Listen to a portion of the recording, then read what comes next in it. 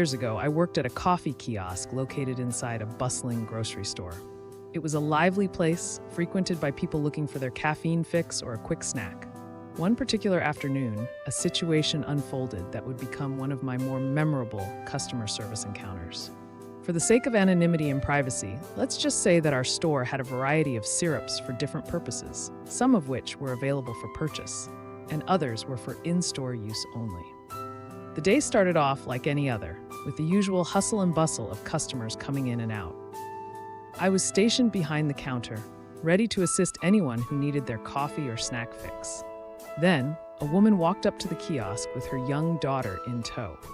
The woman, who we'll refer to as She-Demon, had an aura of entitlement about her. She seemed like the type who was used to having her way, and she wasn't shy about expressing her dissatisfaction if things didn't go according to her plans. "Hi, I'd like a bottle of this syrup and that syrup, please," she said, pointing at two different bottles on the display. Her tone was direct, almost commanding, as if she expected the process to be seamless and immediate. "Sure thing," I replied, my usual cheerful demeanor shining through as I prepared to fulfill her request. I reached for the bottles, ensuring I had the right ones, and began to process them for sale. However, as I reached for the bottle she wanted, I noticed something concerning. One of the bottles did not have a barcode. This was a significant issue because in our store, barcodes were crucial for transactions. Without a barcode, the system wouldn't recognize the item, and we weren't allowed to sell it. "Sorry, ma'am," I said, trying to maintain my polite and helpful tone. "I can't sell you that bottle.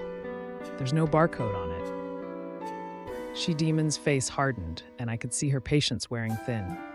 "Just scan this one and give me that one." "That's what we used to do when I worked here," she said, her voice tinged with irritation. I tried to explain the situation again, hoping to clarify why we couldn't make an exception. "I'm really sorry, but we've been trained and instructed that we aren't allowed to sell products without barcodes. It's part of our store policy." Her frustration was palpable. Her daughter, who was about 5 or 6 years old, began to whine and cry.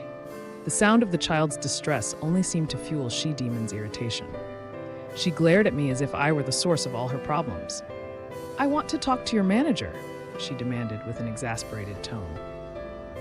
I glanced over at the store's operator, who was standing nearby. He was one of the managers, and he was known for his calm demeanor, even in the face of difficult customers. He approached with a friendly smile, ready to handle the situation. "Hi, I'm the manager. Sorry, ma'am, but we're not allowed to sell that bottle. It's against our store policy." She-Demon's frustration reached a boiling point. She huffed loudly, clearly displeased with the situation. Her daughter continued to cry, seemingly upset about not getting a treat, and it was clear that the mom's patience was wearing thin.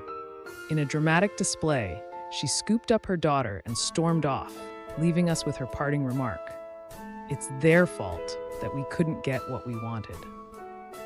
It was a disheartening end to what had started as a straightforward transaction. But the situation was not just about the syrups. It was also a lesson in how entitlement can distort one's perception of fairness and reason. The syrups in question were part of a special selection that was only intended for use within the store and not for retail sale. The bottle She-Demon wanted was specifically not available for purchase, which made her demand even more unreasonable.